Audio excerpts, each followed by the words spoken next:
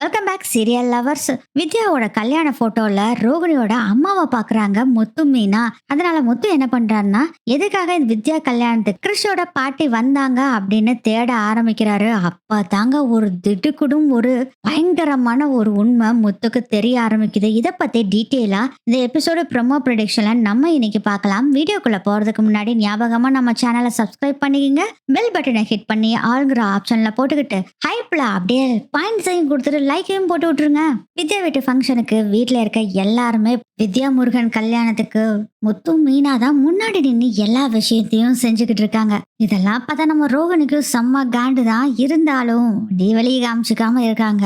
ரோகிணியோட friend தான் வித்யா. வித்யாவோட கல்யாணத்துக்கு ரோகிணி அம்மாவும் வந்திருக்காங்க. நம்ம மீனாவை பார்த்து ஒளிஞ்சு ஒளிஞ்சு வேற இருந்துட்டு இருக்காங்க. ஏன்னா மீனா முத்து பார்த்துட்டாங்கன்னா அவ்வளவுதான் முடிஞ்சது கதை. குறுக்குன்னு பயந்துட்டு வேற இருக்காங்களா. ரோகிணி சொல்றாங்க, அம்மா இந்த முத்து மீனா கண்ணில் மட்டும் நீ பட்டுட்டேன்னு வச்சுக்கோ, நீ அவ்வளவுதான் காலி. முட்டுஞ்ச அளவுக்கு அவங்க ரெண்டு பேத்துக்கும் தெரியாம நீ இந்த கல்யாணத்துல இரு, அதுக்கப்புறம் எஸ்கேப் ஆயிரு அப்படின்னு சொல்றாங்க. ரோகிணி எனக்கு என்ன மோடி இதெல்லாம் தப்பாவே தெரியுதுடி அப்படின்னு அவங்க அம்மா எப்பயும் போல டைலாக விடுறாங்க. ரோகிணி எப்பயும் போல டைலாக எனக்கு என்ன செய்யணும்னு தெரியும், நீ முதல்ல பேசாம உளறி கிளறி வச்சிடாத முத்துக்கிட்டையும் மீனா கிட்டையும் அப்படின்னு சொல்றாங்க. அதெல்லாம் ஒன்றும் வளர மாட்டேன், அவ்வளவு முட்டாளா நானு அப்படின்னு அவங்க அம்மாவும் சொல்லிடுறாங்க. அதுக்கப்புறம் சும்மானு இருக்காங்களா நம்ம ரோகிணி அங்கே இங்கேன்னு சுத்திக்கிட்டு இருக்காங்க. அப்பதாங்க ஒருத்தர் பாக்குறாங்க ரோகிணிய. யார் அதுன்னு பார்த்தா ரோகிணியோட முதல் ஹஸ்பண்ட் இருந்தார்ல, அதாவது கிறிஷோட அப்பா சேகர் இருக்கார்ல, சேகரோட சொந்தக்காரங்க போல இருக்கு. அந்த அம்மா இந்த பொண்ணை எங்கேயோ பார்த்த மாதிரி இருக்கே அப்படின்னு யோசனை பண்ணும் போதுதான் விஷயமே தெரிய வருது, அது கல்யாணி அப்படின்னு தெரிஞ்சுக்கிறாங்க. அதுக்கப்புறம் நீ சும்மா இருப்பாங்களா, அவங்க ஹஸ்பண்ட் கிட்ட இது கல்யாணிங்க அப்படிங்கிற விஷயத்த சொல்லவும், அட அப்படியா நான் பார்த்ததே இல்லையா, அட நீங்க எங்க பாத்திருக்கீங்க, நம்ம சேகரன் இருக்காருல்ல அவரோட பொண்ணு தான், அவருக்கு ஒரு பையன் வேற இருக்கு தெரியுமில்ல, நான் போய் அந்த பொண்ணை பார்த்துட்டு வரேன் அப்படின்னு சொல்லி பேசிக்கிட்டு இருக்கிறாங்க. ரோகிணி அந்த சைடு போயிட்டு இருக்கும் போது, ஏமா கல்யாணி கல்யாணி நில்லுமா வர்றேன் அப்படின்னு சொல்லிட்டு சேகரோட சொந்தக்காரங்க வர்றாங்க. ஐயோ நம்மளை ஏன்டா கல்யாணின்னு கூப்பிடுறது அப்படின்னு திரும்பி பார்த்தா அங்க சேகரோட சொந்தக்காரங்க இருக்காங்க. போச்சு போ மாட்டோம் செத்தோம் அப்படின்னு ஓடி போய் ஒளிஞ்சுக்கிறாங்க. எங்கடா காணாமே அப்படின்னு தேடிக்கிட்டு இருக்காங்க. என்ன பண்றதுன்னு தெரியாம கோயிலுக்கு பின்னாடி போய் பதறி போய் நின்னுட்டு இருக்காங்க ரோகிணி. அந்த சமயத்துலதான் என்னடி இங்க நின்னுட்டு இருக்க அப்படின்னு மகேஸ்வரி வர்றாங்க. அட நீ வேற ஏண்டி, என் ஹஸ்பண்டோட சொந்தக்காரங்க வந்திருக்காங்க அப்படின்னு சொல்லுவோம். ஓ ஹஸ்பண்டோட சொந்தக்காரங்களா, அதனால என்ன போய் பேசு, அட லூசு, அது என்னோட எக்ஸ் ஹஸ்பண்ட் சேகர் இருக்கார்ல அவரோட சொந்தக்காரங்க. என்ன சேகர், ஆமாண்டி கிறிஷோட அப்பாவோட சொந்தக்காரங்க அப்படின்னு சொல்லவும், ஐயோ மாட்டினடி நீ எப்படி தப்பிக்க போற, அது தாண்டி எனக்கு ஒன்னும் புரியல அப்படின்னு சொல்லி ரெண்டு பேரும் பேசிட்டு இருக்காங்க. சேகரோட சொந்தக்கார அம்மா தேடிக்கிட்டு இருந்தாங்கல்ல, அவங்க நேரா போய் நம்ம மீனா அந்த தாம்பூல தட்டெல்லாம் கொண்டு போயிட்டு இருக்காங்க கல்யாணத்துக்காக. அம்மா ஒரு நிமிஷம் நில்லுமா அப்படின்னு அவங்க கிட்ட கேக்குறாங்க. சொல்லுங்கக்கா என்ன வேணும் அப்படின்னு கேட்கவும், இங்க கல்யாணி பாத்தீங்களா, இந்த பக்கம் தான் கல்யாணி போனா, ஆனா திடீர்னு ஆளை காணோம், நீ பாத்தியாமா அப்படின்னு கேட்கவும், யாருங்க கல்யாணி எனக்கு சரியா தெரியலங்க, அதாம்மா அந்த சேகரோட வைஃப் கல்யாணி. இல்லைங்கக்கா எனக்கு யாருன்னு தெரியாது அப்படின்னு மீனா சொல்லிட்டு அங்கிருந்து போறாங்க. இதெல்லாம் பார்த்துட்டு ஐயோ மீனா கிட்ட வேற பேசிட்டு இருக்காங்களேன்னு பக்கன்னு இருந்த ரோகிணிக்கு மீனா போன பின்னாடிதான் உயிரே வருது. அப்பாடா எப்படியோ தப்புச்சுண்டா அப்படின்னு நினைச்சிட்டு இருக்காங்க. மீனாவும் அதை அசால்ட்டா விட்டுறாங்க. அவங்க பாட்டெல்லாம் அங்கிருந்து கிளம்பி போயிடுறாங்க. மகேஸ்வரி சொல்றாங்க, ரோகிணி நீ இப்படியே செஞ்சுட்டு இருந்தேன்னு நல்லா மாட்டுக்குவ, இதுக்கு ஒரு முடிவு நீ பண்ணியே ஆகணும் ரோகிணி. ஆமா மகேஸ்வரி, இதுக்கு ஏதாச்சும் ஒண்ணு நான் முடிவு எடுத்தே ஆகணும், இல்லைன்னா எனக்கு தான் வம்பா வந்து முடியும் அப்படின்னு முடிவு பண்றாங்க. இந்த மீனனாலதான் நம்ம வாழ்க்கையே வீணா போய்கிட்டு இருக்கு, பெரிய தொந்தரவா இருக்கு இவ்வளோட அப்படின்னு செம கடுப்புல தான் நம்ம ரோகிணி இருக்காங்க. இதுல பாத்தீங்கன்னா நம்ம செல்வண்ணா முதல் கொண்டு எல்லாருமே வந்திருக்காங்க. செல்வண்ணா சும்மா இருக்காங்களா, வரவங்க போறவங்க எல்லாத்தையும் போட்டோ எடுத்துட்டு இருக்காங்க. டே முத்து இப்படி நில்டா அப்படி நில்டான்னு சொல்லிட்டு மாப்பிள்ளை பக்கத்துல நிக்க வச்சு போட்டோ சும்மா எடுத்து தள்ளிட்டு இருக்காரு செல்வண்ணா. எப்படியோ ஒரு வழியா வித்யா முருகன் கல்யாணம் முடிஞ்சிருச்சு. எல்லாரும் வீட்டுக்கு கிளம்பி போயிடுறாங்க.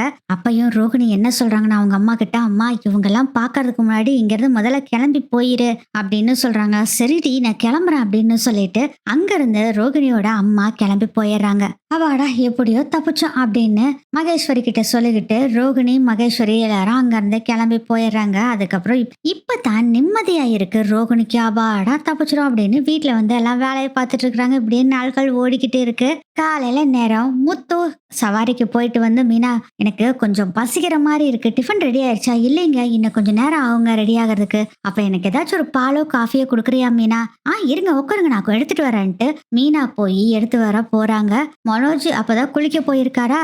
ரோகிணி டிஃபன் ரெடி ஆயிடுச்சான்னு கேட்கறதுக்காக வெளியே வர்றாங்க. டோர் அப்பதான் ஓபன் பண்றாங்க. அந்த சமயத்துல மீனா கொண்டு வந்து முத்துக்கு காஃபி கொண்டு வந்து கொடுக்க வர்றாங்க. அப்பதான் ஏன் மீனா, செல்வம் போட்டோலாம் அனுப்பியிருக்காங்க, முருகன் கல்யாணத்து போட்டோ அப்படின்னு சொல்லுவோம். அப்படிங்களா அப்படின்னு சொல்லி 2 பேரும் பார்த்துக்கிட்டு இருக்காங்க. பார்க்கும் போதே வெளியே வரலான்னு நினைச்சிட்டு இருந்த ரோகிணி அப்படின்னு நின்றாங்க.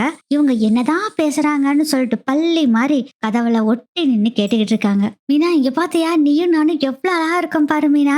ஆமாங்க, நீங்க சூப்பரா இருக்கீங்க, மாப்பிள்ளை விட நீங்க தான் நல்லா இருக்கீங்க அப்படின்னு சொல்லி மீனா சொல்ல, முத்து சிரிச்சுக்கிட்டே நீ மட்டும் என்ன, பொண்ணை விட நீ தான் அழகா இருக்க, அங்க வந்தவங்களே நீ தான் அழகு மீனா அப்படின்னு முத்து சொல்றாரு. இதெல்லாம் கேட்டுட்டு இருந்த ரோகிணிக்கு செம்ம காண்டாகுது. இதுகளோட அளப்பறைய பாக்குறதுக்கு தான் நான் இங்க வந்து நின்னுட்டு இருக்கணும் அப்படின்னு செம்ம காண்டுல நின்னுட்டு இருக்கிறாங்க. பாரு எத்தனை போட்டோ அனுப்பிச்சிருக்கான் பாரு செல்வம்ட்டு ஒவ்வொன்னா ஓட்டி பார்த்துட்டு இருக்கும் போதுதான் ஒரு கூட்டத்துக்கு நடுவுல கிறிஷோட பாட்டி நிக்கிற மாதிரி தெரியுது. உடனே ஜூம் பண்ணி பாக்குறாரு முத்து. மீனா இங்க பாரு மீனா, கிறிஷோட பாட்டி கல்யாணத்துக்கு வந்திருக்காங்க. அட ஆமாங்க, கிறிஷோட பாட்டி இந்த கல்யாணத்துக்கு வந்திருக்காங்க. யாரு கூப்பிட்டு வந்திருப்பாங்க? அப்போ முருகன் தான் கிறிஷோட பாட்டிய கூப்பிட்டு இருப்பாங்களோ தெரியலீங்களே. எனக்கு தெரிஞ்சு வித்யாவோட சொந்தக்காரங்க மாதிரி தெரிய வாய்ப்பு இல்ல. ஒருவேளை நீங்க சொன்ன மாதிரி முருகன் இருக்கார்ல, அவரோட சொந்தக்காரங்களா இருக்கிறதுக்கு வாய்ப்பு இருக்குங்க அப்படின்னு சொல்றாங்க. மீனா இருக்கும் மீனா இருக்கும், நான் என்னன்னு முருகன் கிட்ட கேக்குறேன். எனக்கு ஒரு டவுட் மீனா, ஏன்னா ஆரம்பத்துல இருந்தே இந்த கிறிஷோட பாட்டி ஏதோ ஒண்ணு நம்ம கிட்ட மறைச்சுக்கிட்டே இருக்காங்க. ஏதோ ஒரு விஷயம் அவங்க கிட்ட ஒளிஞ்சிருக்கு. அந்த விஷயத்த முதல்ல கண்டுபிடிக்கணும் மீனா. கிறிஷ் யாரு, கிறிஷோட பாட்டி யாரு அப்படிங்கறத நம்ம முருகன் கிட்ட கேட்டா கண்டிப்பா தெரிஞ்சு போயிரும் அப்படின்னு சொல்றாங்க. அப்பதான் நம்ம மீனாக்கு ஒரு ஞாபகம் வருது. எங்க உங்ககிட்ட ஒரு விஷயம் சொல்லுன்ட்டே இருந்தாங்க. என்ன மீனா, கல்யாணிய பாத்தீங்களான்னு ஒரு அம்மா வந்து கேட்டாங்க. கிறிஷோட அம்மா பேரும் கல்யாணி தானே? ஆமா மீனா, கரெக்ட் தான். கிறிஷோட பாட்டியும் வந்திருக்காங்க. சோ கிறிஷோட அம்மாவும் வந்திருப்பாங்க போல இருக்குங்க. கல்யாணி இந்த பக்கம் போனா கல்யாணிய பாத்தையான்னு ஒரு அம்மா கேட்டாங்க. நானும் யாருன்னு நினைச்சு தெரியல அப்படின்னு சொல்லிட்டேன். அப்போ கிறிஷோட அம்மாவும் வந்திருக்காங்க இங்க அப்படின்னு மீனா சொன்னோடனே, ஆமா மீனா கரெக்ட், கிறிஷோட அம்மாவும் வந்திருக்காங்க, கிறிஷோட பாட்டியும் வந்திருக்காங்க. நம்ம கண்டு எப்படி படாம போயிட்டாங்க. நான் அங்க இங்கன்னு சுத்திட்டு தானே இருந்தேன் அப்படின்னு முத்து சொல்லவும், நானும் தாங்க அது இதுன்னு எடுக்க போயிட்டும் வந்துகிட்டும் இருந்தேன். ஆனா என் கண்ணில் 2 பேருமே படலைங்க. கிறிஷோட அம்மாவோட போட்டோவை நம்ம பார்த்ததே இல்லை, அதனால அவங்கள கண்டுபிடிக்க முடியாதுன்னு வைங்க. ஆனா கிறிஷோட பாட்டியை பார்த்திருக்கலாமே, அவங்க பாட்டியும் காணோமே, என்னன்னு தெரியல அப்படின்னு சொல்லவும், விடு விடு, கிறிஷோட பாட்டி எப்படியும் நம்ம முருகனோட சொந்தக்காரங்களா தான் இருப்பாங்க. நான் போய் முருகன் கிட்ட கேட்டு கண்டுபிடிச்சிடறேன், இந்த போட்டோவை வச்சு கேட்டாவே போதும் அப்படின்னு சொல்றாங்க. இதெல்லாம் கேட்டுட்டு ரோகிணிக்கு தூக்கி வாரி போட்டுட்டு இருக்கு. எங்க தான் போனாலும் கடைசியில நம்ம விஷயத்துக்கு தான் வந்து நிக்கிறாங்க புருஷன் பொண்டாட்டி 2 பேருமே. என்னடா பண்றது, எப்படி தப்பிக்கிறது? எப்படியும் முருகன் கிட்ட தானே கேட்க போறாங்க, நம்ம வித்யா கிட்ட சொல்லி வச்சிடலாம் இந்த விஷயத்த அப்படின்னு சொல்லிட்டு உடனே வித்யாவுக்கு கால் பண்றாங்க ரோகிணி. சொல்லிடி அப்படின்னு சொன்னோன்னே, எப்படி இருக்கா, நல்லா இருக்கியா? நல்லா இருக்கேன் ரோகிணி, நீ எப்படி இருக்கா? நான் நல்லா இருக்கேன். உங்ககிட்ட ஒரு முக்கியமான விஷயம் பேசணும் தான் வித்யா கூப்பிட்டேன். நினைச்சேன்டி நீ என்ன எப்படி இருக்கேன்னு நல்லா விசாரிக்க கூப்பிட்டுப்பேன்னு நினைச்சேன். ஆனா நீ ஏதாச்சும் ஒரு வேலை ஆகணும்னா தானே என்ன கூப்பிடுவ, அதுதான் தெரியுமே அப்படின்னு சொல்லவும், ஏடி இது ரொம்ப முக்கியமான விஷயம்டி, அம்மா வந்திருக்கிறத முத்து கண்டுபிடிச்சா அவங்க கல்யாணத்துக்கு வந்திருக்காங்க, அதுவும் நீ கூப்பிட்டு தான் ஏன் அம்மா வந்திருக்காங்கன்னு தெரியாது. முத்து சரி மீனாவும் சரி, இவங்க யாரு வந்து கேட்டாலும் நான் இவங்களை கூப்பிடலன்னு நீயும் சொல்லிடு, அதே மாதிரி முருகன் கிட்டையும் சொல்லிடு. எங்க அம்மாவை கூப்பிட்டீங்களான்னு கேட்பாங்க, ஆனா எனக்கு யாருன்னே தெரியாது, இவங்களை கூப்பிடலன்னு முருகன் கிட்டையும் சொல்ல சொல்லிடு அப்படின்னு சொல்லுவோம். வித்யா சொல்றாங்க, நீ என்ன லூசா, முருகனுக்கு அவங்களுக்கு தெரியவே தெரியாது, அப்புறம் எப்படி அவர் சொல்லுவாரு, டென்ஷன் ஆனா புத்தி மழுங்கி போயிரும், அத முதல்ல ஞாபகம் வச்சுக்கோ, நீ முதல்ல ரிலாக்ஸ் ஆகு, எங்கிட்ட தான் கேட்பாங்க, முருகன் கிட்ட கேட்டாலும் பிரச்சனை இல்லை, யாரு இதுன்னு எனக்கு தெரியாதுன்னு சொல்லிடுவாங்க, எங்கிட்ட கேட்டாலும் எனக்கும் தெரியாது அப்படின்னு சொல்லிடுவேன். ஒருவேளை கோயிலுக்கு வந்திருந்தவங்க இப்படி குரூப்ல போட்டோ எடுத்திருப்பாங்கன்னு சொல்லிடலாம் விடு அப்படின்னு சொல்லவும், கரெக்டா இப்படிதான் செய்யணும், சரி நீ மறக்காம சொல்லிடு அப்படின்னு சொல்லிட்டு போனை கட் பண்ணிட்டு, அப்பாடா எப்படியோ தப்புச்சண்டா அப்படின்னு நினைச்சிட்டு இருக்காங்க ரோகிணி. மீனா அப்புறம் பூ கொடுக்க போறாங்க. அப்படியே வித்யாவோட வீட்டுக்கும் போறாங்க. புதுசா வேற வீட்டுல ஒரு குடியிருக்காங்க வித்யா. அந்த வீட்டுக்கு போய் வித்யா எப்படி இருக்காங்க என்ன ஏதுன்னு பேசிட்டு வித்யா நீங்க எதனாலும் சொல்லுங்க, என்ன ஹெல்ப்னாலும் நான் பண்றேன் அப்படின்னு வித்யா கிட்ட சொல்றாங்க. மீனாவும் அதுக்கு வித்யா சொல்றாங்க, எனக்கு நீங்க கேட்டீங்களே அதுவே போதும், எனக்கு ரொம்ப சந்தோஷமா இருக்கு அப்படின்னு வித்யாவும் பேசிட்டு இருக்காங்க. அப்பதான் செல்வண்ணா எடுத்தார்ல போட்டோ, அந்த போட்டோவை காமிச்சு வித்யா நீங்க இந்த அம்மாவை பார்த்துருக்கீங்களா அப்படின்னு சொல்லி காமிக்கிறாங்க. ஆஹா, நேரா நம்ம ரோகிணி சொன்ன மாதிரியே வந்து கேட்கறாளே அப்படின்னு சொல்லிட்டு, இல்ல மீனா இவங்கள பார்த்ததே இல்லையே, எனக்கு யாருன்னு தெரியல மீனா அப்படின்னு சொல்லிடுறாங்க. ஓ அப்படிங்களா, சரிங்க, இது உங்க வீட்டுக்கார்ட்ட கேட்டு நீங்க சொல்றீங்களா, அவங்க சொந்தக்காரங்களா இருக்கலாம். ஏன் மீனா இவங்க ரொம்ப முக்கியமா, ஆமாங்க கிருஷி இருக்கான்ல அவனோட பாட்டி தான் இவங்க அப்படிங்கிற விஷயத்த சொல்றாங்க. ஓ அப்படியா அப்படின்னு வித்யா கேட்கும் போது, எங்க மகேஸ்வரி வீட்டுல தான் கிருஷ் இருந்தான், நீங்க கிருஷோட பாட்டியை பார்த்தது இல்லையா? எங்க மீனா, மகேஸ்வரி ரோகிணியோட ஃப்ரெண்டு, எனக்கும் மகேஸ்வரிக்கும் அவ்வளவா டச் இல்ல, எப்பயாச்சும் ஒரு தடவை பேசிக்குவோம் அவ்வளவுதான், நான் கிருஷவே சரியா பார்த்ததில்ல, அன்னைக்குதான் கிருஷ பார்த்தேன் அப்படிங்கிற மாதிரி பயங்கரமா உருட்டுன்னு உருட்டிக்கிட்டு இருக்கிறாங்க. நம்ம ரோகிணியோட ஃப்ரெண்டாச்சே வித்யா, உருட்டாம இருப்பாங்களா, பயங்கரமா உருட்டுறாங்க. இதை நம்பிட்டு சரி நீங்க முருகன் கிட்ட கேட்டுட்டு வேணா சொல்லுங்க அப்படின்ட்டு அங்க இருந்து நம்ம மீனா கிளம்பி போயிடுறாங்க. மீனா கிளம்பி போன பின்னாடி உடனே ரோகிணிக்கு கால் பண்ணி, ஏன் நீ சொன்ன மாதிரியே தாண்டி மீனா வந்து கேட்டா, நான் தெரியவே தெரியாதுன்னு சொல்லிட்டேன் அப்படிங்கவும், அப்பா சாமி நல்ல வேலைக்கு நீ சொன்ன வித்யா, நானும் கூட இப்போ நீ ஹரிச்சந்திரன் பரம்பரையா மாறிட்டியே, உண்மைதான் சொல்லுவேன் பொய் சொல்ல மாட்டேன்னு சொல்லி உண்மையை சொல்லிடுவேன்னு நினைச்சு பயந்துட்டே இருந்தேன், நல்ல வேலைக்கு நீ சொல்லலடி வித்யா. ஏ ரோகிணி அதெல்லாம் சொல்ல மாட்டேன் விடு. சரி ரோகிணி நான் போனை வைக்கிறேன். ஏ வித்யா ஒரு நிமிஷம் வித்யா, நீ இந்த விஷயத்த முருகன் கிட்டயும் கொஞ்சம் சொல்லிடுறியா? ஏ எத்தனை தடவை சொல்றது, அவருக்கு இவங்களை தெரியவே தெரியாதுடி, கேட்டாலும் எங்க சொந்தக்காரங்களாம் எனக்கு தெரியாதுன்னு தான் சொல்லுவாரு, நம்ம சொல்ல வேண்டிய அவசியமே இல்ல விட்டுடி அப்படின்னு சொல்லிட்டு போனை கட் பண்ணிடுறாங்க. வித்யா ரோகிணியும் அப்பா எப்படியோ இந்த விஷயத்துல தப்புச்சாச்சா அப்படின்னு நினைச்சு விட்டுறாங்க. நானா நம்ம முத்து சும்மா இருப்பாரா, முருகனுக்கு கால் பண்றாரு முத்து. அண்ணே சொல்லுங்கண்ணே.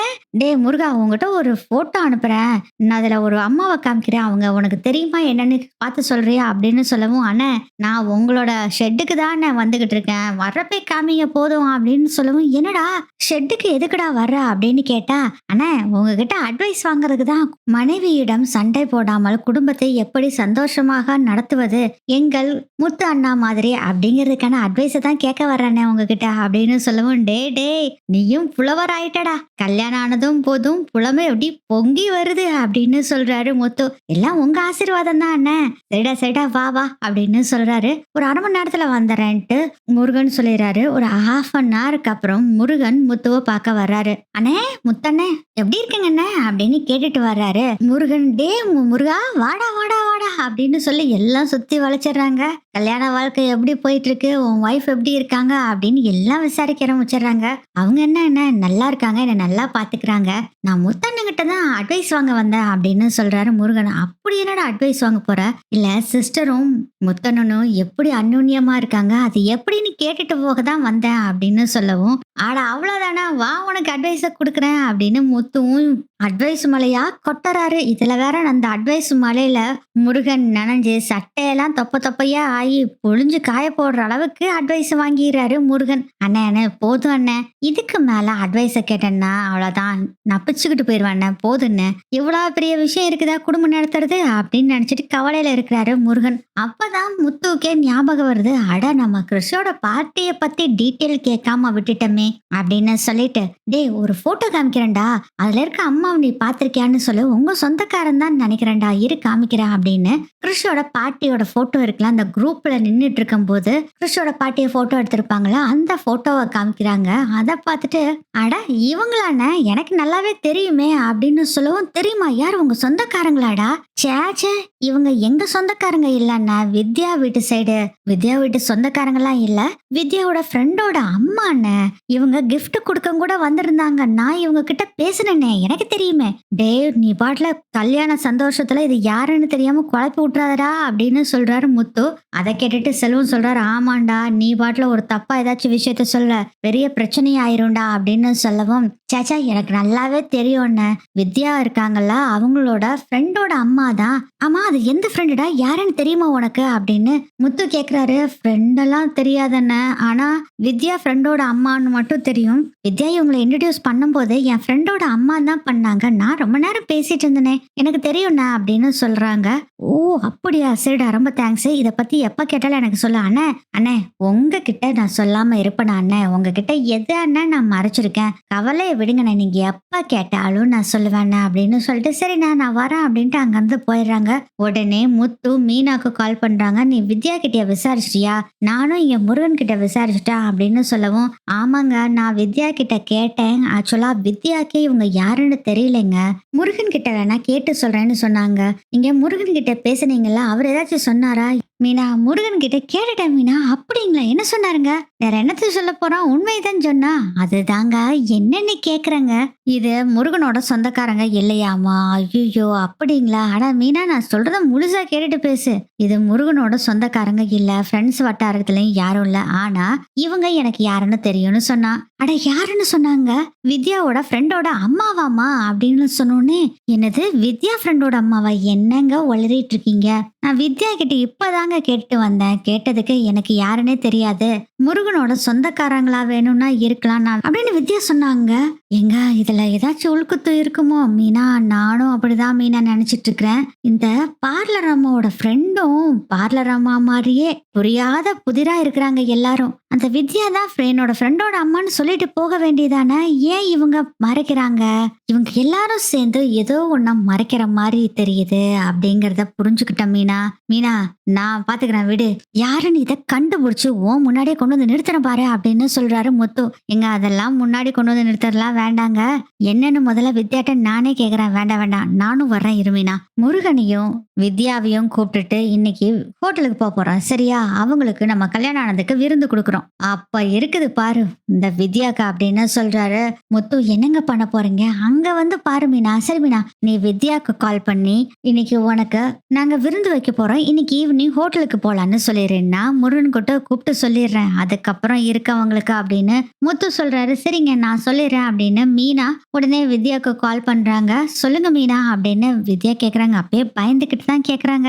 மறுபடியும் நம்ம ரோகிணி விஷயத்த கேட்பாங்களோ, தோண்டி தோண்டி எடுத்துருவாங்களோ அப்படின்னு பயந்துகிட்டு தான் சொல்லு மீனா அப்படின்னு கேட்கும்போது, எங்க உங்களுக்கு கல்யாணம் ஆனதுக்கு நாங்க விருந்து வைக்கவே இல்லை, அதனால இன்னைக்கு உங்களை விருந்து வைக்கலான்னு சொல்லி ஹோட்டலுக்கு கூட்டிட்டு போறேன்னு அவர் சொல்றாரு. போலாங்களா இன்னைக்கு அப்படின்னு சொல்லவும், தாராளமா போலாம் மீனா, ஆனா முருகன் கிட்ட கேட்டுக்கிறேனே, அவரோட ஷெடியூல் எப்படின்னு தெரியாதுல அப்படின்னு சொல்லவும், அவர் கேட்டுக்குவாருங்க, கேட்டுட்டு நீங்க ரெண்டு பேரும் பேசிட்டு சொல்லுங்க அப்படின்ட்டு போனை கட் பண்ணிடுறாங்க மீனா. இங்க முத்துவும் முருகன் கிட்ட கூப்பிட்டு கேக்குறாரு. அண்ணா நீங்க விருதுக்கு கூப்பிடுறீங்க, நாங்க வராம இருப்போமா? கண்டிப்பா வர்றோம் அண்ணே. இல்ல வித்யா கிட்ட ஒரு வார்த்தை கேட்டுக்கவே முருகா. அண்ணே அதெல்லாம் கேட்க வேண்டாம் அண்ணே, நீங்க கூப்பிடுறீங்கன்னா எனக்கும் ஓகே, வித்யாக்கும் ஓகே. எங்க வாழ்க்கையவே நீங்க இணைச்சு வச்சது நீங்க தானா? ஐயோ சாமி, போதுண்டா போதுண்டா, என்ன பெருமையா பேசி பேசி என்ன கொல்லாதடா.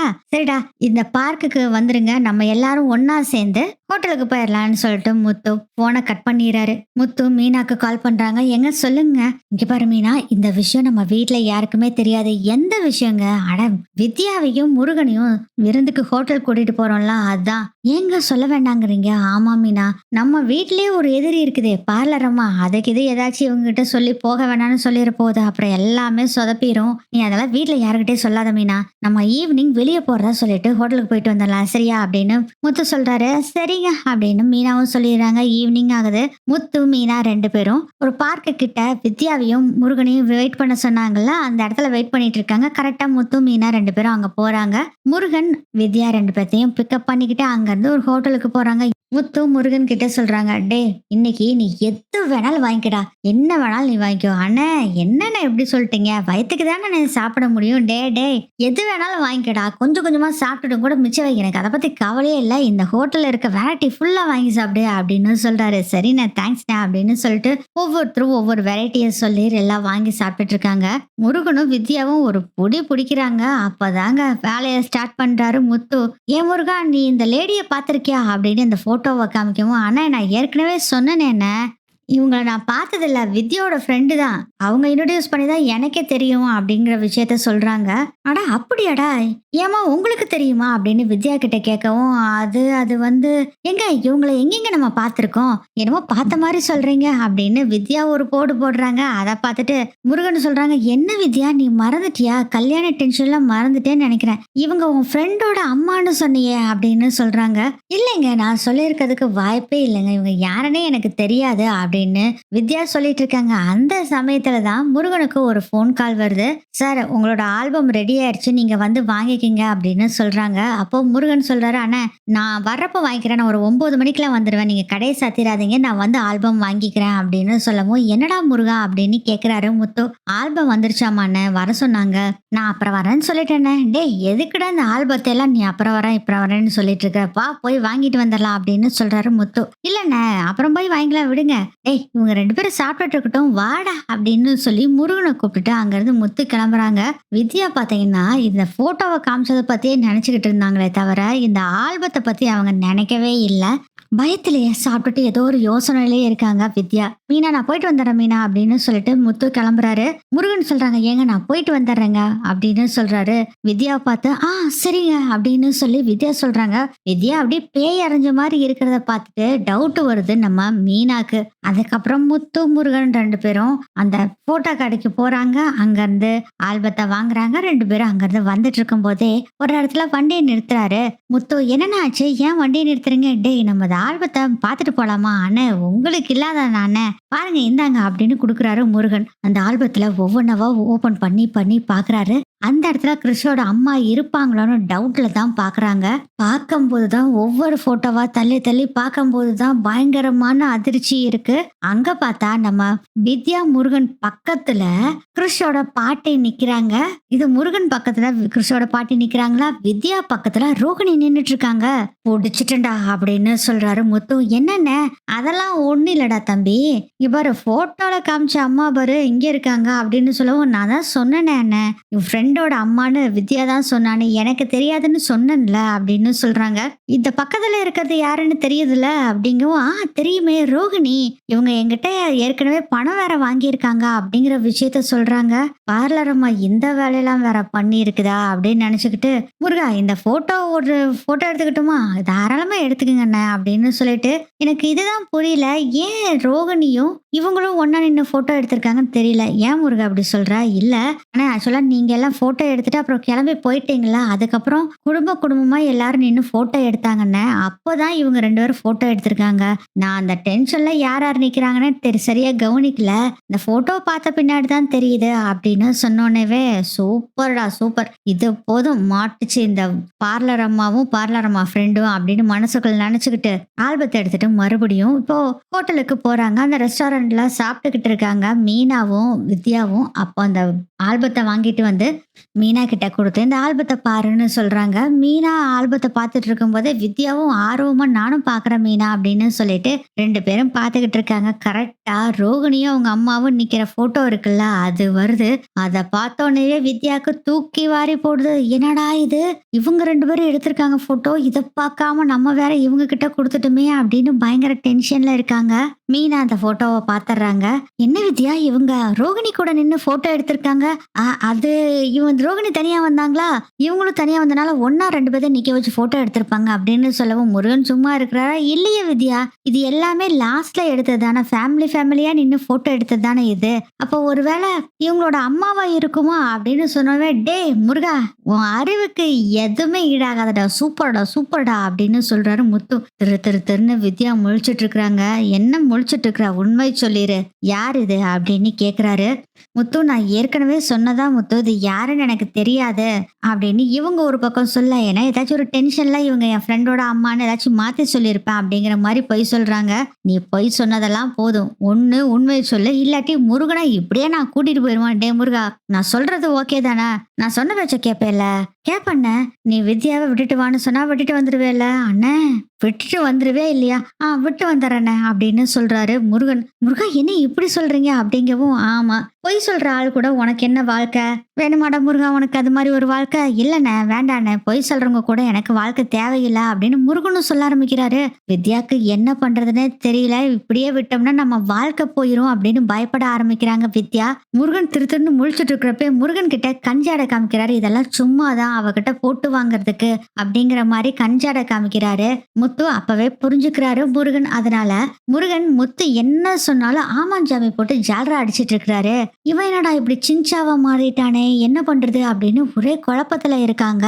மீனா சொல்றாங்க, வித்யா கொஞ்சம் உண்மையை சொல்லிருங்க, இது கிறிஷோட வாழ்க்கை, நீங்க சொல்ல போற ஒரு உண்மையில தான் கிறிஷோட வாழ்க்கையே அடங்கி இருக்கு, தயவு செய்து உண்மையை சொல்லிருங்க அப்படின்னு சொல்றாங்க. மீனாவும் ஒரே குழப்பமாயிருது வித்யாக்கு. ஒரு பக்கம் நம்ம ரோகிணியை காப்பாத்தணும்னு நினைச்சா முருகன் வித்யாவை விட்டுட்டு போயிருவாங்க.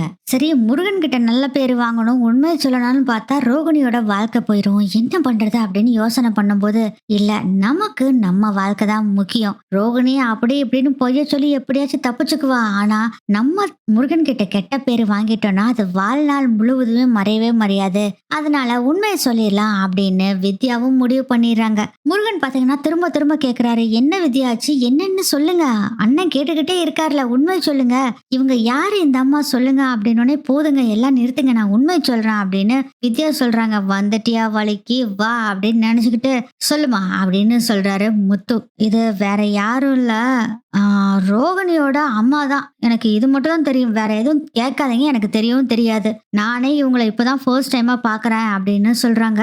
இதை கேட்டுட்டு மீனாவுக்கு ஒரே ஷாக் ஆகுது. ரோகிணியோட அம்மாவாப்பா, கிறிஷ் யாரு அப்படின்னு கேட்கும். அதெல்லாம் எனக்கு தெரியாது, நீங்க ரோகிணியவே கேட்டுக்குங்க அப்படின்னு சொல்லவும், பார்லர் அம்மாட்ட கேட்கறதெல்லாம் இருக்கட்டும், நீ முதல்ல சொல்லு, கிறிஷ் யாருன்னு சொல்றியா இல்ல பேசாம முருகா நீ கிளம்ப முருகா, வேண்டாம் இவ வேண்டாம், உனக்கு பொய் சொல்லிட்டே இருக்கா முருகா, வேண்டாம் விடு அப்படின்னு சொன்னோன்னே, ஆமாண்ண வித்யா பொய் சொல்லிட்டே இருக்காங்க, நான் கிளம்புறேன், வித்யா நீங்க உண்மை சொல்லேனா நான் பாடல கிளம்பி போய்கிட்டே இருப்பேன் அப்படின்னு சொன்னோன்னே, ஐயோ முருகா இருங்க சொல்றேன், முருகா எனக்கு இதுக்கு மேல எதுவுமே தெரியாது, ரோகிணி எதுவுமே சொல்லவும் மாட்டா, கிறிஸ்டே இவங்களோட சொந்தக்கார பையங்கிறது இப்பதான் தெரியும் எனக்கு, ரோகிணி அவங்க அம்மா இருக்காங்கன்னு சொல்லியிருக்காங்க, கல்யாணத்துக்கு கூட்டிட்டு வந்தப்பதான் நான் பார்த்தேன், அதுக்கு முன்னாடி நான் பார்க்கவே இல்லை, எனக்கு தெரியவே தெரியாது, இதுதான் உண்மை, நீங்க எங்க கேட்டாலும் சரி நான் சத்தியம் பண்றேன் அப்படிங்கிற மாதிரி சொல்லவும், சரி இதுக்கு மேல புள்ள பொய் சொல்லாத அப்படின்னு தப்பா நினைச்சுக்கிறாங்க மீனாவும் முத்துவும். அப்பவும் கேக்குறாரு முருகன், இதுக்கு மேல உனக்கு வேற ஏதாச்சும் தெரியும்னா சொல்லிரு அப்படின்னு சொல்லவும், ஐயோ முருகன் எனக்கு இதுக்கு மேல எதுவுமே தெரியாது முருகன், எனக்கு இது மட்டும் தான் தெரியும், நீங்க எங்க கேட்டாலும் சரி நான் வந்து சொல்லுவேன், எனக்கு இந்த இது மட்டும் தான் தெரியும், ரோகிணி ஆக்சுவலா எங்க அம்மா இருக்காங்கன்னு தான் சொல்லியிருக்காங்களே தவிர எங்க இருக்காங்க என்ன ஏதுன்னு போட்டோ எதுவுமே காமிச்சதில்ல, எனக்கு இது மட்டும் தான் தெரியும். இது எல்லாத்தையும் கேட்டுட்டு மீனா சொல்றாங்க, வித்யா தான் இவ்வளவு அடிச்சு சொல்றாங்களே, இதுக்கு மேல வித்யா மறைக்கலன்னு தான் நினைக்கிறேன், பேசாம நம்ம ரோகிணி கிட்டே கேட்டுக்கலாம் விட்டுருங்க அப்படின்னு சொல்லும் போதே முத்து சொல்றாரு, இத நீ பார்லர் அம்மா கிட்ட போய் சொன்னேன்னு வச்சுக்கோ மவளை, நீ அவ்வளவுதான் அப்படின்னு சொல்லவும், அண்ணா நான் பாத்துக்கிறேன் அண்ணா விடுங்க, வித்யா இந்த விஷயத்த அவங்க கிட்ட சொல்லக்கூடாது, எப்ப அண்ணன் சொல்லு அப்படின்னு சொல்லும் போது நீ சொன்னா போதும் அப்படின்னு சொல்லிடுறாங்க. ரோகிணி விஷயத்த நான் சொன்னேன்னு ரோகிணி கிட்ட சொல்ல வேண்டாம், நான் தான் சொன்னேன்னு வேற ஒரு மூலியமா தெரிஞ்சதுன்னு சொல்லிக்கிங்க அப்படின்னு சொன்னோன்னே முத்து யோசனை பண்றாரு, இப்படி வேணா சொல்லிக்கலாம், முருகன் ஆல்பம் எடுத்துட்டு வந்து காமிக்கிறப்போ அதுல உங்க போட்டோ இருந்தது, அதை வச்சுதான் கேட்கறேன்னு சொல்லிடலாம் அப்படின்னு இவங்க ரெண்டு பேரும் பிளான் பண்ணிடுறாங்க மீனாவும் முத்துவும். அப்படியே சொல்லிக்கிங்க, எனக்கு அது போதும், ரொம்ப தேங்க்ஸ் முத்து மீனா அப்படின்னு சொல்லவும், பரவாயில்லைங்க இந்த உண்மையை சொன்னீங்களா அதே போதும் அப்படின்னு சொல்லவும், மீனாவோட கையை பிடிச்சுக்கிட்டு வித்யா சொல்றாங்க, மீனா உங்ககிட்ட இதை மறைக்கணும்லாம் இல்ல மீனா, அவளே உங்க வீட்டுல பெரிய பிரச்சனையில இருக்கா, அதனாலதான் மீனா நான் இந்த விஷயத்தெல்லாம் சொல்லாம விட்டுட்டேன், நான் அவங்க அம்மா இருக்காங்கன்னு தெரியும், ஆனா அவங்க இதான் ஃபர்ஸ்ட் டைம் பாக்குறேன், ப்ளீஸ் மீனா நீ என்ன தப்பா நினைச்சுக்க மாட்டேல அப்படிங்கிறாங்க. வித்யாவும், இல்லைங்க தப்பா நினைக்கிறதுக்கு இதுல என்னங்க இருக்கு, அதெல்லாம் ஒன்றும் பிரச்சனை இல்லை, நீங்க எப்படியோ உண்மையை சொல்லிட்டீங்களே எனக்கு அதுவே போதும் அப்படின்னு மீனா சொல்றாங்க. மனசுக்குள்ள நினைச்சிட்டு இருக்காங்க வித்யா, நான் எங்க உண்மையை சொன்னேன், உண்மையை சொன்னா அவ்வளவுதான், நீங்க இப்பவே தையா தக்கான்னு குதிக்க ஆரம்பிச்சிருவீங்க, நல்ல வேலைக்கு இது மட்டும் தான் தெரிஞ்சது அப்படின்னு நினைச்சுக்கிறாங்க வித்யா. அதுக்கப்புறம் முருகன் வித்யா ரெண்டு பேரும் அங்கிருந்து கிளம்பி போயிடுறாங்க. மீனா முத்து அவங்க ரெண்டு பேரும் போன பின்னாடி கார்ல உட்காந்து யோசனை பண்ணிட்டு இருக்காங்க, என்னங்க இப்ப பண்றது அப்படின்னு மீனா கேட்கவும், நான் தான் சொன்னேனே பார்லர் பார்லர் அம்மாக்கு ஏதோ ஒரு ஃப்ளாஷ்பேக் இருக்குன்னு நினைச்சேன். அதே மாதிரி கிறிஷோட பாட்டிக்கு ஏதோ ஒண்ணு உள்ள ஒளிச்சு வச்சுட்டு தான் இதெல்லாம் பண்ணிட்டு இருக்காங்கன்னு சொல்லிட்டு இருந்தேன்ல. இப்போ உனக்கு புரியுதா? பார்லர் அம்மாவோட அம்மா தான். அப்ப இந்த கிறிஷ் யார் மீனா அப்படின்னு கேட்கும்போது, அதுதாங்க எனக்கும் தெரியல. அதை முதல்ல கண்டுபிடிக்கணும் அப்படின்னு சொல்லவும், பேசாம இதை நேரடியா பார்லர் அம்மாவிட்டே கேட்டுடலாம். இப்போதைக்கு இந்த விஷயம் வீட்டுக்கு தெரிய வேணாம். ஃபர்ஸ்ட் பார்லர் அம்மாவை கூப்பிட்டு கேட்கலாம். அதுக்கப்புறம் நம்ம முடிவு எடுத்துக்கலாம் அப்படின்னு சொல்றாரு முத்து. சரிங்க அப்படின்னு சொல்லிடுறாங்க. அதுக்கப்புறம் அடுத்த நாள் காலையில ஆகுது. வீட்டுல எல்லாரும் உட்காந்துட்டு இருக்கும்போது, எங்க பேசுறீங்களா அப்படின்னு மீனா சிக்னல் காமிக்கிறாங்க முத்துக்கிட்ட. இல்ல இல்ல இப்ப பேசுற அப்படின்னு முத்து சொல்லிடுறாரு. அதுக்கப்புறம் எல்லாம் கிளம்பி போயிட்டு இருக்கிறாங்க. ரோகிணியும் கிளம்பி போயிட்டு இருக்கிறப்ப, பார்லர்மா உங்ககிட்ட கொஞ்சம் மீனா தனியா ஏதோ பேசணும்னு சொன்னா, நீங்க கொஞ்சம் அந்த பார்க்கு வரைக்கும் வந்துடுறீங்களா அப்படின்னு முத்து சொல்றாரு. நான் எதுக்கு வரணும்? எது பேசுறதுனால இங்க இருந்து பேசுங்க அப்படின்னு ரோகிணி சொல்றாங்க. பார்லர் அம்மா உங்ககிட்ட தனியா பேசணும், புரிஞ்சுக்கோ அப்படின்னு சொல்றாரு முத்து.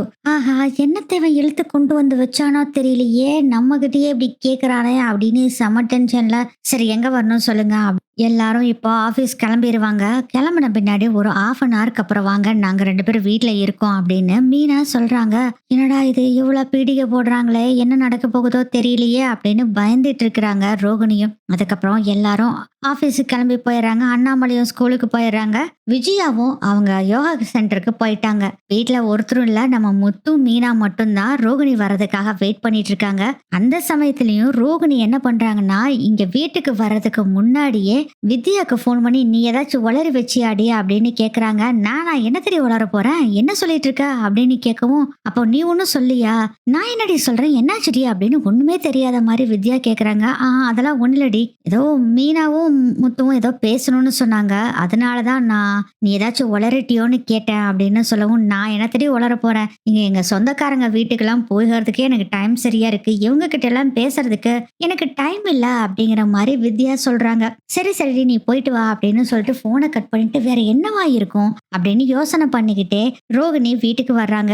அதுவும் தயங்கி தயங்கி தான் வீட்டுக்கு வர்றாங்க. பயந்துகிட்டே தான் வர்றாங்க. என்ன விஷயத்தை இவனுக்கு கண்டுபிடிச்சானுங்கன்னு தெரியலையே அப்படின்னு பயந்துட்டு வர்றாங்க. முத்து மீனா அங்க 2 பேரும் வெயிட் பண்ணிட்டு இருக்காங்க. வாங்க ரோகிணி அப்படின்னு மீனா கூப்பிடுறாங்க. ஆமா, எதுக்காக என்கிட்ட தனியா பேசணும்னு சொன்னீங்க, என்ன விஷயம் அப்படின்னு ரோகிணி கேக்குறாங்க. அவரு சொல்லுவாரு கேளுங்க அப்படின்னு சொல்றாங்க.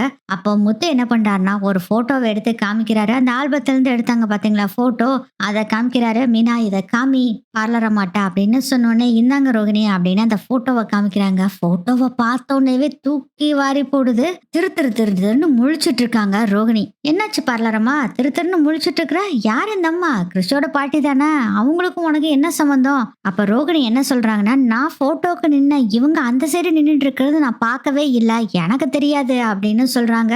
கிறிஷோட பாட்டின்னு உங்களுக்கு தெரியாதா ரோகிணி அப்படின்னு மீனா கேட்கவும், கிறிஷோட பாட்டின்லாம் தெரியும், பட் இவங்க இந்த கல்யாணத்துக்கு வந்திருக்கிறதே எனக்கு தெரியாதே. அப்போ நீங்க இவங்களை பார்க்கவே இல்லை அப்படித்தானே பார்லரம்மா? ஆமா, நான் இவங்களை பார்க்கவே இல்லை, எதுக்காக இப்ப இதெல்லாம் கேட்டுக்கிட்டு இருக்கீங்க அப்படின்னு முத்துக்கிட்ட ரோகிணி கேக்குறாங்க. ஏன்னா மாட்டிக்கிட்டோம், கொஞ்சம் கூட மிஸ் பண்ணி நடிச்சாங்க கூட நம்ம அவ்வளவுதான், செத்தண்டா இவன் நம்மள கவுத்து போடுவான் அப்படின்னு சொல்லிட்டு கெத்தாவே பேசிட்டு இருக்காங்க ரோகிணியும். முத்து கேக்குறாரு, அப்போ இவங்கள நீங்க இந்த கல்யாணத்துல பார்க்கவே இல்லை? நான் பார்க்கவே இல்லை, பார்த்திருந்தா தான் சொல்லியிருப்பனே, நான் பார்க்கல. ஏமீனா, நம்ம பார்லர் அம்மாவுக்கு இந்த வயசானா வருமே ஞாபகம் மறதி அது வந்துருச்சோ, ஏங்க அப்படி சொல்றீங்க? இல்ல, இந்த அம்மாவை பார்த்ததே இல்லைன்னு சொல்றாங்களே அதான் கேட்டேன் அப்படிங்க. முத்து, நான் பார்த்ததே இல்லைன்னு சொன்னா இந்த கல்யாணத்துல அவங்கள பார்க்கவே இல்லைன்னு சொல்றேன், அவ்வளவுதான் முத்து. இன்ஃபேக்ட் நான் போட்டோ எடுக்கிறப்ப இவங்க மாப்பிள்ளை சைடு நின்றுட்டு இருந்ததும் கூட நான் பார்க்கவே இல்லை அப்படின்னு சொல்றாங்க. ஓ அப்படியா, சரி சரி. ஏன் பார்லரம்மா, அப்போ நீங்க பார்க்கல? ஆமா முத்து, நான் பார்க்கலன்னு எத்தனை தடவை சொல்றது? ஓ அப்படியா, சரி சரி, அந்த போனை கொடுங்க அப்படின்னு வாங்கி இன்னொரு போட்டோவா காமிக்கிறாரு முத்து. இன்னொரு போட்டோவா காமிக்கிறாரு. அந்த போட்டோவை பார்த்துட்டு அப்படியே ஷாக்காய் நின்றுட்டு இருக்காங்க ரோகிணி. அந்த ஷாக்காய் நின்றுட்டு இருக்கிறத பார்த்த மீனா அந்த போனை வாங்கி பாக்குறாங்க. பார்த்தா கிறிஷோட பாட்டியும் ரோகிணியும் நின்னு பேசிட்டு இருக்கிறத பாக்குறாங்க. ஆகா, என்னடா இது, இவங்க 2 பேரும் நின்னு பேசிட்டு இருக்காங்களே அப்படின்னு பார்த்துட்டு, என்னங்க இவங்கள பார்க்கவே இல்லைன்னு சொன்னீங்க, இப்ப எப்படி ரோகிணி போட்டோல பேசிட்டு இருக்கீங்க அப்படின்னு சொல்லிட்டு, இந்த போட்டோ உங்களுக்கு எப்படிங்க கிடைச்சது அப்படின்னு மீனா கேட்கவும், அதே முருகனோட ஆல்பத்துல தான் எடுத்தேன், கார்ல நம்ம ஆல்பம் வாங்கிட்டு நானும் முருகன் தான் வந்தோம், அப்பதான் இந்த ஆல்பத்தை பார்த்தோம், அப்பதான் இந்த போட்டோலாம் எடுத்தேன் அப்படின்னு சொல்லவும் திரு திரு திருன்னு முழிச்சிட்டு இருக்காங்க. சொல்லுங்க ரோகிணி, ஏன் நீங்க இந்த அவங்க கிட்ட பேசுனதை சொல்லவே இல்ல. பேசுனா பேசுறேன்னு சொல்ல வேண்டியதானே. நாங்க என்ன ரோகிணி சொல்ல போறோம் அப்படின்னு மீனா கேக்குறாங்க. அதுக்கு அது வந்து அப்படிங்கவும் முத்து சொல்றாரு, பார்லர் அம்மா நீ உண்மை சொல்லேன்னு வச்சுக்கேன். அப்புறம் நேரா இத மனோஜ் கிட்ட போய் சொல்லுவேன். இல்ல இல்ல மனோஜ் கிட்ட கூட சொல்ல வேண்டியதில்ல. அம்மா கிட்ட போய் சொல்லிருவேன். அதுக்கப்புறம் அவங்க கவனிச்சுக்குவாங்க அப்படின்னு சொன்னோனே, ஓகே ஓகே நான் சொல்றேன் கேட்டுக்குங்க. அவங்க வந்திருந்தாங்கன்னு நான் பேசினேன். ஆன்ட்டிக்கு தான் அவங்கள புடிக்கவே புடிக்காது. அவங்கள பத்தி உங்ககிட்ட சொல்லி என்னைய திட்டுவாங்க. அதுக்காக தான் நானு அவங்க வந்ததவே சொல்லல. அதே மாரி ஃபோட்டோ எடுக்கிறப்ப நாங்க 2 பேரும் தான் நின்னுட்டு இருந்தோம். ஆக்சுவலா நாங்க 2 பேரும் பேசிட்டு இருக்கப்பயே ஃபோட்டோ எடுக்க கூப்பிட்டாங்களா, அதனால தான் நாங்க 2 பேரும் வந்து ஃபோட்டோல நின்னோம் அப்படிங்கிற மாரி சொல்றாங்க. மனசுக்குள்ள ரோகிணி நினைச்சிட்டு இருக்காங்க. அப்பவே கல்யாணம் முடிஞ்சோனே போயிருன்னு சொன்ன இந்த வித்யா தான் இருன்னு என் அம்மாவை இருக்க வச்சு கடைசியில இப்படி மாட்டிக்கிட்டேனே அப்படின்னு எப்படியாச்சும் சமாளிக்கணும்னு நினைச்சுக்கிட்டு இருக்காங்க. மனசுக்குள்ள நினைச்சிட்டு இருக்காங்க ரோகிணியும். பார்லர் அம்மா நீ ஏன் உண்மையை சொல்ல அதை சொல்லு அப்படிங்கும். அதை தான் நான் சொல்லிட்டேனே, இதுக்கு மேல எனக்கு எதுவும் தெரியாதுங்க. அவங்க வந்தாங்க நான் பேசினேன் அவ்வளவுதான். இதை உங்ககிட்ட சொல்லக்கூடாதுன்னு நினைச்சேன். ஏன்னா ஆன்ட்டி திட்டுவாங்கன்னு, அவ்வளவுதான். இதுதாங்க நடந்தது. உங்ககிட்ட மறைச்சது இதுதான். நான் கிளம்புறேன் அப்படின்னு சொல்லிட்டு போகும்போது கல்யாணி அப்படின்னு கூப்பிடுறாரு முத்து. தப்புன்னு நடந்து போனவங்க நின்னுறாங்க. அப்படியே நிக்கவும், என்ன கல்யாணி ஒன்னும் சொல்லாம நீ பாட்டுல போய்கிட்டு இருக்க அப்படின்னு மீனாக்கு ஒரே ஷாக்கா இருக்கு. கல்யாணியா அப்படின்னு பார்த்து முழிச்சுக்கிட்டு இருக்காங்க. சொல்லு கல்யாணி, உண்மையை சொல்றியா? நான் நேரா இந்த விஷயத்த அம்மா கிட்ட போய் சொல்லட்டுமா கல்யாணி அப்படின்னு அப்படியே திரும்பி பாக்குறாங்க. என்ன முழிச்சுக்கிட்டு இருக்கிற? உனக்கு ஒரு குறும்படம் போட்டு காமிக்காம நீ உண்மையை சொல்ல மாட்ட போல இருக்குது. இரு உனக்கு குறும்படத்தை போட்டு காமிக்கிறான் அப்படின்னு சொல்லிட்டு வீடியோவை போட்டு காமிக்கிறாங்க. அப்போ பார்த்தா ஒரு பக்கம் ரோகிணியோட அம்மா 2 பேரும் போன்ல பேசி முடிச்சுட்டு மறுபடியும் நேரா வந்து 2 பேரும் பேசிக்கிட்டு இருப்பாங்க. அத வீடியோவுல எடுத்துடுறாங்க. அந்த வீடியோவை தான் போட்டு காமிக்கிறாங்க. அதுல அவங்க அம்மா என்ன சொல்றாங்கன்னா, அதான் ஃபர்ஸ்ட் சீன்லயே பார்த்திருப்பீங்களே, ஏன்டி இப்படி பண்ற, உன் பையனோட வாழ்க்கையை கெடுக்கிறியா அப்படின்னு புடிச்சு திட்டியிருப்பாங்க. இவங்களும் திட்டியிருப்பாங்களா, சீக்கிரம் அங்கிருந்து கிளம்பு அப்படின்னு சொல்லியிருப்பாங்களா. அது எல்லாமே பதிஞ்சிருக்கு. இப்போ சொல்லு, என்னமோ தெரியாத மாதிரியே என்னமோ பேசிக்கிட்டே இருந்திய பார்லரம்மா, இங்க என்ன நடந்திருக்கு சொல்லு, உண்மையை சொல்றியா இல்ல என் அம்மாட்ட கொண்டு போய் இந்த வீடியோவை போட்டு காமிக்கட்டுமா அப்படின்னு சொன்னோன்னே நின்னுட்டு இருந்த ரோகிணி பாத்தீங்கன்னா தபக்கடின்னு போய் முத்து மீனா கால்ல போய் விழுந்துடுறாங்க. ப்ளீஸ் முத்து கெஞ்சி கேக்குறேன், இந்த விஷயத்த மட்டும் ஆன்ட்டி கிட்ட சொல்லிடாதீங்க அப்படின்னு முத்து அப்படியே தள்ளி நின்னுக்கிறாரு. என்னடா இது பொசுக்குன்னு கால்ல விழுந்துருச்சு பார்லர் அம்மா அப்படின்னு முழிச்சிட்டு இருக்கிறாரு முத்து. மீனா சொல்றாங்க, எழுந்திரிங்க, முதல்ல எழுந்திரிங்க, என்ன விஷயம்னு சொல்லுங்க, இதுக்காக காலையில எல்லாம் விழுவீங்களா, எழுந்திரிங்க அப்படின்னு சொல்லவும் எழுந்திரிச்சிட்டு முத்துக்கிட்ட ரோகிணி சொல்றாங்க, ப்ளீஸ் முத்து ஆன்ட்டி கிட்ட மட்டும் இந்த விஷயத்த சொல்லிடாதீங்க, நான் உண்மை எல்லாத்தையுமே சொல்லிடுறேன் அப்படின்னு சொல்லவும், அப்படி என்னதான் உண்மை சொல்லு அப்படின்னு சொல்றாரு முத்துவும். நீங்க நினைச்சது எல்லாமே உண்மைதான். கிறிஷோட பாட்டி தான் என் அம்மா. என் பேரு கல்யாணி தான். அப்போ நீங்க கிறிஷோட அம்மாவா அப்படின்னு கேக்குறாங்க மீனா. இல்ல நான் கிறிஷோட அம்மா இல்ல அப்படின்னு. எதுக்கு பாடுறாரம்மா பொய் சொல்ற அப்படின்னு கேட்கவும், முத்து ப்ளீஸ் நான் உண்மையை சொல்லி முடிச்சிடுறேன், அதுக்கப்புறம் நீங்க என்ன வேணாலும் பண்ணிக்கிங்க.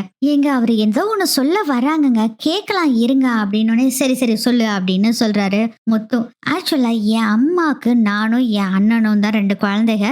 என் அம்மா ரொம்ப கஷ்டப்பட்டு தான் எங்க 2 பேத்தையும் படிச்சு வளர்த்துனாங்க. என் அண்ணனும் துபாய் போனா எங்க குடும்பம் இனி சுபிட்சமா இருக்கும்னு நினைக்கிறப்பயே அங்கேயே ஒரு பொண்ணை கல்யாணமும் பண்ணிக்கிட்டான். கல்யாணத்துக்கு முன்னாடி நிறைய பணம் கொடுத்துக்கிட்டு இருந்தான். எங்களுக்கும் நிறைய கடனும் இருந்தது, அதெல்லாம் அடிச்சுக்கிட்டு தான் இருந்தோம். அவன் கல்யாணம் பண்ணி முடிச்சோடனே எங்களுக்காக பணம் எதுவுமே அனுப்பாம விட்டுட்டான். எங்களுக்கு எப்பயாச்சும் ஒரு தடவை தான் பணம் அனுப்புவோம். நாங்களும் கஷ்டப்பட்டு தான் படிச்சு நானும் வந்தேன். அந்த சமயத்துல தான் என் அண்ணனுக்கும் கிறிஷ் குழந்தையா பிறந்தான். அவங்களும் நல்லா தான் வச்சு வளர்த்துக்கிட்டு இருந்தாங்க. அவனுக்கு ஒரு 1.5 வயசு இருக்கும். அப்போ இந்தியாவுக்கு ரொம்ப வருஷத்துக்கு அப்புறம் எங்க அண்ணன் வரப்போறான்னு நாங்களும் சந்தோஷமா இருந்தோம். கிறிஷுக்கு அப்புறம் 1.5 வயசு இருக்கும். எங்க அண்ணன் அண்ணி எங்க அண்ணன் குழந்தையெல்லாம் பாக்குறதுக்கு நானும் என் அம்மாவும் ரொம்ப ஆவலோட தான் இருந்தோம். அவங்களும் வந்தாங்க.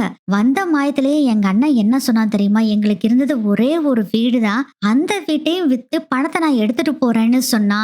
எங்க அம்மாவுக்கு பயங்கர கோபம் வந்துருச்சு. பயங்கரமா சாபம் விட்டாங்க. என் அம்மா பயங்கரமா திட்டுனாங்க. ஏன் அண்ணன் நீ என்ன பண்ணுவியோ ஏது பண்ணுவியோ தெரியாது, இந்த வீட்டை என் பேர்ல எழுதி வச்சே ஆகணும், எனக்கு பணம் வேணும் அப்படின்னு சொல்லிட்டு அங்கிருந்து கோவமா என் அண்ணனும் என் அம்மா கிட்ட சண்டை போட்டுட்டு போனா அந்த சமயத்திலேயே ஆக்சிடென்ட் ஆகி என் அண்ணனும் அண்ணியும் இறந்துட்டாங்க. கிறிஷ் மட்டும்தான் தப்பிச்சான். அதுவும் பயங்கரமான அடிபட்டு இருந்தது அவனுக்கு. இந்த விஷயம் எங்களுக்கு தெரிய வந்தது. நாங்களும் போய் பார்த்தப்போ அண்ணனும் அண்ணியும் உயிரோட இல்ல, இறந்து போயிட்டாங்க. கிறிஷ்க்கு மட்டும் பயங்கரமா காயம் பட்டிருந்தது. அதுக்கப்புறம் கிருஷ்ணன் நானும் அம்மாவும் தான் வாழ்ந்துகிட்டு இருந்தோம். கொஞ்சம் பெருசாகிறப்பயே கிருஷ் அம்மா யாரு என் அப்பா யாருன்னு கேட்க ஆரம்பிச்சிட்டான். ஊர்ல இருக்க குழந்தைகள்லாம் நீ அனாதை பையன் அனாதை பையன்னு சொல்ல ஆரம்பிச்சிட்டாங்க. அதனாலதான் நான் உன்னோட அம்மான்னு சொல்லி நான் வளர்த்த ஆரம்பிச்சேன் அப்படிங்கிற விஷயத்த எல்லாத்தையுமே ரோகிணி சொல்றாங்க. இந்த உருட்டு எல்லாத்தையுமே கேட்டு மீனா அப்படியே கண் கலங்கி நின்னுட்டு இருக்காங்க. முத்துக்கே ரொம்ப கஷ்டமா இருக்கு இந்த விஷயத்த கேட்டுட்டு. ரோகிணியோட கைய மீனா புடிச்சிட்டு, அப்போ கல்யாணிங்கிறது நீதானா அப்படின்னு கேட்கவும், நான் தாங்க கல்யாணி. அப்புறம் எங்க சொந்த ஊரை விட்டுட்டு வேற ஒரு ஊருக்கும் வந்தோம். அங்க வந்தோம் என்ன அம்மா அம்மா தான் கிறிஸ் கூப்பிட்டுட்டே இருப்பான். நானும் கல்யாணம் ஆகாத பொண்ணு. ஊருக்குள்ள எல்லாருமே உன்னோட புருஷன் எங்க எங்கன்னு கேட்க ஆரம்பிச்சிட்டாங்க. இது வேற புது ஊருக்கு வேற வந்திருந்தோமா, அவங்க எல்லாருமே கிறிஷோட அம்மா நான் தான்னு எல்லாம் முடிவு பண்ணிட்டாங்க. அதனாலதான் அந்த ஊர்ல நான் வேலை செய்ய வேண்டான்னு முடிவு பண்ணி இங்க சென்னைக்கு வந்து வேலை செய்ய ஆரம்பிச்சேன். அதே மாதிரி கல்யாணிங்கிற பேரே வேண்டான்னு ரோகிணின்னு பேரை மாத்திக்கிட்டேன் அப்படிங்கிற விஷயத்தையும் சொல்றாங்க. நான் இந்த ஊருக்கு வந்து கிறிஷை எப்படியாச்சும் நல்லபடியா வளர்த்தணும்னு சொல்லிட்டு தான் இங்க வேலை பார்த்துட்டு இருந்தேன். அப்பதான் மனோஜை பார்த்தேன். மனோஜை பார்த்ததுக்கு அப்புறம் தான் எனக்கு நம்பிக்கை வந்தது. அதுக்கு முன்னாடி கல்யாணமே பண்ணிக்க கூடாது, கிறிஷ மட்டும் தான் நம்மளோட வாழ்க்கை, அவனை வளர்த்து பெரிய ஆளா ஆக்கணும் தான் நினைச்சுக்கிட்டு இருந்தேன். ஆனா மனோஜ் வந்த பின்னாடி மனோஜும் ஒத்துக்குவாரு, மனோஜோட நல்ல மனசும் எனக்கு புரிய ஆரம்பிச்சது. நானும் மனோஜை விரும்ப ஆரம்பிச்சேன். அதுக்கப்புறம் தான் ஆன்ட்டியை பத்தி தெரிய வந்தது. அவங்க பணத்துக்கு மட்டும்தான் முக்கியத்துவம் கொடுப்பாங்கன்னு தெரிய வந்தது. அதுக்கப்புறம் தான் உங்களுக்கே தெரியுமே, நான் வந்து பொய் சொல்லிதான் மனோஜை கல்யாணம் பண்ணேன். எப்படியாச்சும் கிறிஷையும் நான் இங்க கூட்டிட்டு வந்துடும் தான் நினைச்சேன். ஆனா மனோஜ் கிட்ட நான் மிடில் கிளாஸ், அதே மாதிரி எங்க அண்ணன் பையனை நான் வளர்த்துறேன் அப்படின்லாம் சொன்னா மனோஜ் கண்டிப்பா ஏத்துக்கிற மாதிரி மனநிலையிலேயே இல்ல. இப்போதைக்கு எதுவுமே சொல்ல வேண்டாம், மனோஜ் கொஞ்சம் மனசு மாறட்டும், எங்களுக்கு ஒரு குழந்தை பிறந்ததுன்னா அப்புறம் மனோஜ் கிட்ட பேசி கிறிஷ கூட்டிட்டு வரலாம் தான் நினைச்சிட்டு இருந்தேன். கிறிஷ் தான் என்னோட உலகமே மீனா, அவனுக்காக தான் இத்தனையும் செஞ்சுட்டு இருக்கேன் மீனா அப்படின்னு ரோகிணி சொன்னோன்னேவே முத்து கேக்குறாரு, அப்போ கிறிஷுக்கு நீங்க அத்தைன்னு தெரியுமா அப்படின்னு சொல்லவும், முதல்ல அவன் அம்மா அம்மான்னு தான் கூப்பிட்டுட்டு இருந்தான். கொஞ்சம் விவரம் தெரிஞ்ச பின்னாடி தான் நான் விஷயத்தவே சொன்னேன். நான் அவளோட அத்தைன்னு சொன்னேன். அப்பயும் அவன் அம்மா தான் என்னை கூப்பிட்டுட்டு இருக்கான். வெளியே யாருக்கிட்டையும் சொல்லிக்க மாட்டான். ஆனா என்னை அவன் ஒரு அம்மாவா தான் நினைச்சிட்டு இருக்கான் அப்படின்னு சொன்னோன்னே கண்ணு கலங்குறாரு முத்து. பார்லரமா, நீ எங்கேயோ என் மனசுல நின்னுட்ட. நீ ஏதோ தப்பு பண்ற, நீ கெட்ட ஆளுன்னு நினைச்சிட்டு இருந்த. ஆனா கிறிஷுக்காக தான் இத்தனையும் பண்றேன்னு மனசுல தொட்டுட்டேன் பார்லரமா. மத்த பக்கம்லாம் பெத்த தாயே நேரம் சரியில்லைன்னு மகனை பிரிச்சு கொண்டு போய் வச்சுட்டு வாழ்நாள் முழுவதும் அவனை வெறுத்துக்கிட்டே இருக்கிற காலகட்டத்துல நீ அந்த கிறிஷுக்கு அத்தை, ஆனா அந்த கிறிஷுக்காக என்னென்ன பண்ணிருக்க அப்படின்னு சொல்லிட்டு இருக்கும் போதே மீனா சொல்றாங்க, அப்புறம் ஏங்க கிறிஷ் இங்க வந்து எங்க கூட இருந்தப்போ அவனை அங்கேயே கூட்டிட்டு போகணும்னு எதுக்குங்க நினைச்சீங்க? ஏன்னா கிறிஷோட அம்மா சொல்லியாங்க முத்து ஒரு ரவுடி, அதனாலதான் அவங்க கிட்ட எல்லாம் வளரக்கூடாதுன்னு சொன்னாங்கன்னு நீங்க தானே அப்ப சொல்லியிருக்கீங்க அப்படின்னு சொல்லவும், மீனா புரிஞ்சுக்குங்க மீனா, கிறிஷ் மட்டும் இங்க இருக்கிறப்போ அவன் மனசு தவறி அத்தை அப்படின்னு என்ன கூப்பிட்டான்னா அவ்வளவுதான் முடிஞ்சது கதை. ஆன்ட்டி என்னை வீட்டை விட்டே துரத்தி விட்டுருவாங்க. அது ஒரே ஒரு காரணத்தினாலதான் அந்த பொய் இந்த பொய்ன்னு சொல்லி எப்படியோ அதை இதுன்னு சொல்லி உங்ககிட்ட இருந்து கூட்டிட்டு போகணும் தான் இதெல்லாம் செஞ்ச மீனா. எனக்கு கிறிஷ் இங்க இருந்தா எனக்கு ரொம்ப சந்தோஷம் தான் மீனா. நானும் டெய்லியும் அவனை பாத்துக்குவேன், அவனும் என்னை பாத்துக்குவான், என் அம்மாவும் நல்லா நான் பாத்துக்கணும்னு ஆசைப்பட்ட மீனா. ஆனா எல்லாமே உள்டாவா நடந்துருச்சு அப்படின்னு பயங்கரமா உருட்டிக்கிட்டு இருக்காங்க ரோகிணியும். இவங்க சொல்றதோ எல்லாத்தையுமே இலகுன மனசு படைச்ச முத்து மீனா ரெண்டு பேரும் நம்பிக்கிட்டு இருக்காங்க. முத்து சொல்றாரு, மீனா பார்லர் அம்மா சொல்றதும் கரெக்ட் தான், இங்க ஏற்கனவே கல் நஞ்சம் படைச்சவங்க இருக்கிறாங்க. ஆனா ரெண்டு பேத்துக்கிட்டையும் நம்ம கிறிஷ கொண்டு வந்து வச்சோம்னா ஒண்ணும் முடியாது மீனா அப்படின்னு சொல்லும் போதே, யார சொல்றேன்னு புரிஞ்சுதா அப்படிங்கவும், மனோஜையும் ஆன்டியன் தானே சொல்றீங்க அப்படின்னு ரோகிணி சொல்றாங்க. நீ சொல்றது கரெக்ட் தான் பார்லரம்மா, சரி விடு பார்லரம்மா, இனிமேல் நீ கிறிஷ பத்தி கவலைப்படாத, நாங்க பாத்துக்கிறோம் அப்படின்னு சொல்லவும், முத்து உங்களுக்கு புரியுதா புரியலையான்னு தெரியல முத்து, நீங்க கொண்டு வந்து இங்க வளர்த்துறேன்னு கூட்டிட்டு வந்தீங்கன்னா ஏதாச்சும் ஒன்ன கிறிஷு வளரி வச்சுட்டான்னா அவ்வளவுதான், என் வாழ்க்கையே முடிஞ்சு போயிரும். கொஞ்ச நாள் வெயிட் பண்ணுங்க முத்து, நான் எப்படியாச்சும் மனோஜ் கிட்ட பேசி நான் கிறிஷ கூட்டிட்டு வந்துடுவேன். நான் அதுதான் பிளான் பண்ணிட்டு இருக்கேன், அவனும் நான் வளர்த்தணும்ல, அதுவும் என் கடமை தானே அப்படின்னு சொல்லவும், மீனா சொல்றாங்க, நீங்க ஏதோ தப்பு பண்றீங்க, கோவக்காரங்க பழி வாங்குறவங்க தான் நினைச்சிட்டு இருந்தேன். இதுக்கு எல்லாத்துக்கும் மூல காரணம் கிறிஷன் நீங்க நல்லா வளர்த்தணுங்கிறதுக்காக தான் எத்தனையும் செய்யறீங்கன்னு நினைக்கும் போது ஹேட்ஸ் ஆஃப் யூ ரோகிணி அப்படின்னு சொல்றாங்க. மீனா, அதெல்லாம் ஒண்ணும் வேண்டாம் மீனா, என் அண்ணன் பையன் அவன் நல்லா இருக்கணும்னு ஆசைப்படுறதுல தப்பில்லையே. என் அண்ணன் தான் என் குடும்பத்தை பத்தி நினைக்காம காசு காசுன்னு இப்படி ஆயிட்டான். நானும் அப்படியே இருக்க கூடாது, என் அண்ணன் பையனை நல்லா படிச்சு பெரியவன் ஆக்கணும், எனக்கு அதுதான் என்னோட ஃபர்ஸ்ட் குறிக்கோள். நான் கிறிஷ ஃபர்ஸ்ட் நல்லபடியா பார்க்கணும், அதுக்கப்புறம் தான் எனக்கு பிறக்க போற குழந்தையவே நான் நல்லபடியா பாத்துக்குவேன், எனக்கு கிறிஷ் தான் ஃபர்ஸ்ட் முக்கியம் அப்படின்னு சொன்னோன்னேவே கை தட்டாரு முத்து. இது மாதிரி மட்டும் எங்க அம்மா நினைச்சிருந்தா இந்நேரம் நான் எவ்வளவு பெரிய ஆளா இருப்பேன் எப்படி இருந்திருப்பேன் அப்படின்னு சொல்லிட்டு அப்படியே கண் கலங்கிட்டு இருக்காரு. எங்க எங்க விடுங்க விடுங்க அப்படின்னு சொல்லி ஆறுதல் சொல்லிட்டு இருக்காங்க மீனா முத்துக்கு. இதெல்லாம் பார்த்துட்டு இருந்த ரோகிணி, ஆட 2 முட்டா பசங்களும் நம்பிட்டானுங்க. இது போதும், நம்ம வாழ்க்கையே இனி ஃபுல்லா ஓட்டிக்கலாம். இவங்க 2 பேரும் நமக்கு ஃபுல்லா சப்போர்ட் பண்ணுவாங்க அப்படிங்கறத தெரிஞ்சுக்கிறாங்க ரோகிணி. அப்பதான் முத்து சொல்றாரு, பார்லரம்மா இனி கிருஷ பத்தி கவலைப்படாத. எந்த பிரச்சனைனாலும் சரி என்கிட்ட சொல்லு, நான் பாத்துக்கிறேன் அப்படின்னு சொல்றாரு. இனிமேல் மீனா கிருஷ பத்தி இந்த வீட்டுல யாருமே பேசக்கூடாது. பார்லரம்மா ஒரே ஒரு ஹெல்ப், நான் கிருஷ நானும் மீனா போய் அடிக்கடி உங்க அம்மா வீட்டுல போய் பாத்துக்கிட்டுமா நீ அப்படின்னு சொல்லவும், தாராளமா பாத்துக்குங்க முத்து. ஆனா இங்க வீட்டுக்கு மட்டும் கூட்டிட்டு வந்துடாதீங்க. நான் மாட்டிக்குவேன், எனக்கு பெரிய பிரச்சனையாயிரும். அதுவும் இன்னும் கொஞ்ச நாள் தான். நான் எப்படியாச்சும் மனோஜ் மனசை மாத்திட்டேன்னா நான் கிருஷ இங்கேயே கூட்டிட்டு வந்துருவேன். அப்போ கிருஷ கூட்டிட்டு வந்துட்டீங்கன்னா உங்க அம்மாவோட நிலைமை அப்படின்னு கேட்கவும், முத்து சொல்றாரு அவங்க அம்மாவையும் இங்கேயே கூட்டிட்டு வந்துடலாம் அப்படின்னு சொல்லவும், திரு முழிக்கிறாங்க ரோகிணி. என்ன பார்லரம்மா முழிச்சிட்டு இருக்கிறீங்க? அம்மா ஏதாச்சும் சொல்லுவாங்க தானே பாக்குறீங்க, அதெல்லாம் அப்புறம் பாத்துக்கலாம் விடுங்க. ரோகிணி சொல்றாங்க, முத்து மீனா உங்க 2 பேத்துக்கிட்டயுமே சொல்றேன், இந்த விஷயம் உங்க 2 பேத்துக்கிட்டே இருக்கட்டும். அங்கிளுக்கும் கூட தெரிய வேண்டாம். அங்கிளுக்கு தெரிஞ்சு ஏதாச்சும் வாய் தவறி ஆன்டி கிட்ட சொல்லிட்டு அவ்வளவுதான் முடிஞ்சது கதை. மனோஜுக்கும் இப்ப கொஞ்ச நாளா தான் குழந்தை பெத்துக்கணும்னு ஆசை இருக்கு. முதல்ல எல்லாம் குழந்தைய கண்டாவே வெறுப்புல இருந்தாரு. அதனாலதான் என்னால எதுவுமே பண்ண முடியல. எனக்கு ஒரு குழந்தை பிறந்ததுன்னா கண்டிப்பா நான் கிருஷ்ண கூட்டிட்டு வந்துருவேன் அப்படின்னு எப்படியோ பேசி கீசி முத்து சொல்றாரு. சரி பார்லரம்மா நீ தைரியமா போ, நான் பாத்துக்கிறேன் எல்லாத்தையும். இந்த விஷயத்த என்ன ஆனாலும் சரி நானும் மீனாவும் யாருக்கிட்டையும் சொல்ல மாட்டோம் அப்படின்னு சொல்லிடுறாரு முத்து. இது போதும் முத்து, ரொம்ப தேங்க்ஸ் அப்படின்னு சொல்லிட்டு அங்க இருந்து அப்படியே அழுதுகிட்டே கண்ணை தொடச்சுக்கிட்டே நான் பார்லருக்கு போயிட்டு வரேன்ட்டு இறங்கி போயிடுறாங்க ரோகிணி. அதுக்கப்புறம் ஒரு ஆட்டோவை பிடிச்சு மனோஜோட ஷோரூமுக்கு தான் இப்ப ஆக்சுவலா போறாங்க. போற வழியிலே பாத்தீங்கன்னா எப்படியோ இந்த பிரச்சனை தீர்ந்துது. இனி என்ன ஆனாலும் சரி யாரு சொன்னாலும் சரி முத்துவும் வீணாவும் நம்பவும் மாட்டாங்க. இந்த கிருஷோட பிரச்சனை இதோட முடிஞ்சது, நான் தப்புச்சண்டா சாமி அப்படின்னு நினைச்சிட்டு இருக்காங்க. இந்த விஷயத்த எல்லாத்தையும் நம்ம வித்யாக்கு கால் பண்ணி நடந்த விஷயத்த பூரா சொல்றாங்க. வித்யா சொல்றாங்க, ரோகிணி நீ பயங்கரமான நடிகடி, சூப்பர்டி அப்படின்னு சொல்லிட்டு இருக்காங்க. எனக்கு இப்போ கிருஷோட பிரச்சனை முடிஞ்சிருச்சு, எனக்கு இந்த எந்த கவலையும் இல்லை, என் லைஃபை நீ ஜாலியா நான் மூவ் பண்ணுவேன் அப்படின்னு சொல்றாங்க ரோகிணி. அப்ப வித்யா சொல்றாங்க, பல நாள் திருடன் ஒரு நாள் அகப்படுவான் ரோகிணி, கவனமா இருந்துக்கோ அப்படின்னு சொல்லவும், ஏண்டி கொஞ்ச நேரம் கூட என்ன நிம்மதியா இருக்க விட மாட்டியா அப்படின்னு திட்டிட்டு இருக்கிறாங்க. சரி சரி ஓகே ஓகே, எப்படியோ உன்னோட பிரச்சனை தீர்ந்ததுல எனக்கு அதே சந்தோஷம் அப்படின்னு வித்யாவும் சொல்லிடுறாங்க. அந்த சமயமே நம்ம முத்து மீனா 2 பேரும் ரொம்ப ஃபீல் பண்ணி பேசிட்டு இருக்காங்க. முத்து பாத்தியா இந்த கிருஷோட நிலைமை எப்படி இருக்கு அப்படின்னு ஃபீல் பண்ணிக்கிட்டு இருக்காங்க. மீனாவும் ரொம்ப ஃபீல் பண்ணிட்டு இருக்காங்க. மீனா சொல்றாங்க, ஏங்க அப்போ கிருஷோட அம்மா அப்பா பேரை தானங்க ஸ்கூல்ல கொடுக்கணும், ஏன் கல்யாணின்னு கொடுத்து வச்சிருக்காங்க அப்படின்னு மீனா கேட்கவும், நீ சொல்றதும் கரெக்ட் தான். ஆனா கிருஷ்ணன் என்ன நினைச்சுக்கிட்டு இருக்கான், கல்யாணி தான் அவங்க அம்மான்னு கிருஷ்ணன் நினைச்சுக்கிட்டு இருந்தனால சின்ன வயசுல ஸ்கூல்ல பார்லர் அம்மா தன்னோட பேரை கொடுத்துருக்கோம். ஏன்னா கிருஷ்ணன் ரொம்ப புத்திசாலி, அவன் கேள்வி மேல கேள்வி கேட்டே கொண்டிருப்பான், அதனாலதான் இது மாதிரி செஞ்சிருக்கும் பார்லர் அம்மா. ஏமீனா கிருஷ் பாவம்ல அப்படின்னு சொல்லுவான். ஆமாங்க ரோகிணி, இந்த வீட்டுக்கு கிருஷ கூட்டிட்டு வந்த பின்னாடி நம்ம தாங்க அவனுக்கு எல்லாமே பார்க்கணும் அப்படின்னு மீனா சொல்லிட்டு இருக்காங்க. ஆமா மீனா, நம்ம தான் எல்லாத்தையுமே பார்த்துக்கணும், கரெக்ட் மீனா அப்படின்னு சொல்லி சந்தோஷமா பேசிக்கிட்டு இருக்காங்க.